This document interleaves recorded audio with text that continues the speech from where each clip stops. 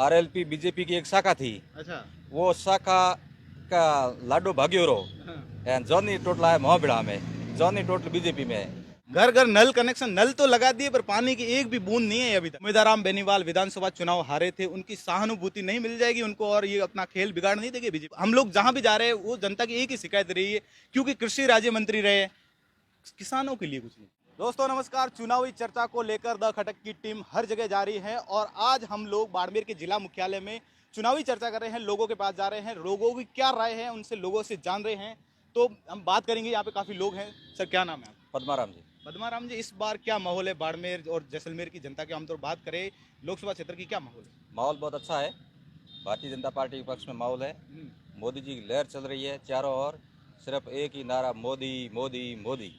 RLP को बड़ा झटका देने के बाद उम्मीदवार कांग्रेस में शामिल हुए और कांग्रेस ने उनको प्रत्याशी बना दिया है। क्या वो बीजेपी के लिए चुनौती नहीं हुई? आरएलपी बीजेपी की एक शाखा थी। अच्छा। वो शाखा का लाडो भाग्यो रो एंड जॉनी टोटला है मोहबिड़ा में, जॉनी टोटल बीजेपी में है।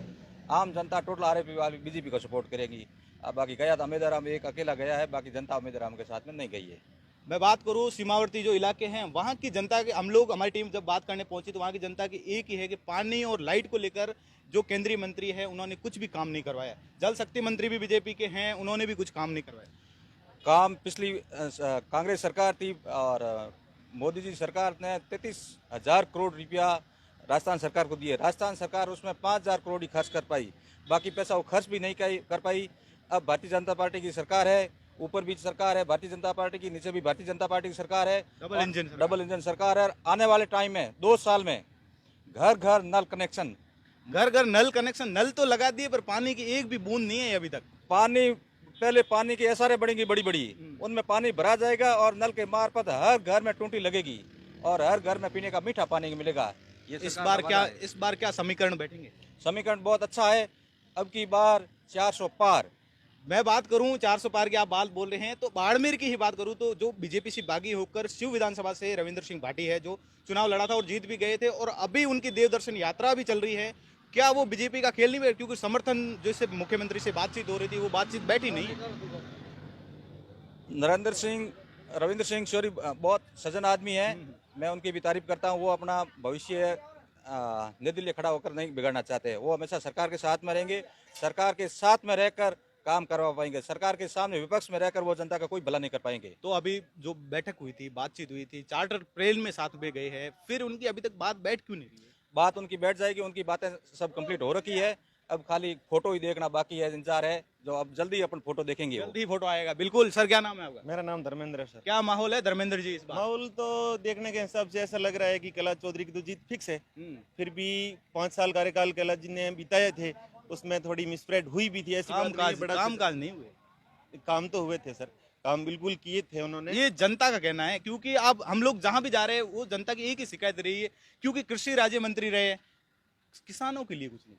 सर किसानों के लिए भी किया था और कृषि राज्य मंत्री भी रहे थे वो, बट बात सही है, अकेला बंदा था। पिछली बार सरकार भी कांग्रेस की बनी थी तो बंदा कोशिश करने के लिए पूरी तारीफ अपने आपने कोशिश की थी, परंतु थोड़ी रह गई होगी, जनता की कमी तो होती है, हर बंदा अकेला बंदा पहुंच नहीं पाया।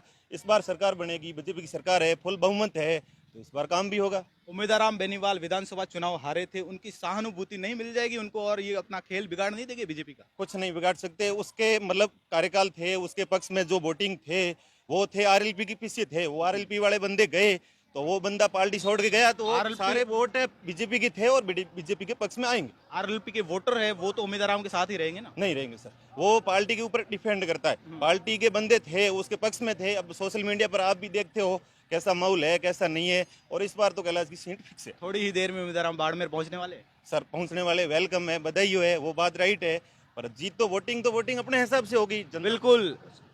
कैलाश चौधरी ने कृषि के क्षेत्र में बहुत अच्छा काम किया। हिंदुस्तान में कृषि अनुसंधान केंद्र का एक ही बाजरा अनुसंधान केंद्र पूरे हिंदुस्तान का बाड़मेर के गुड़ामाला में खुलवाया है। इससे बढ़कर बाड़मेर जिले को क्या खुशी होनी चाहिए? बहुत अच्छी बात है। हेलो सर, क्या नाम है आपका? मेरा नाम रामाराम। रामाराम जी, क्या माहौल लगता है इस बार?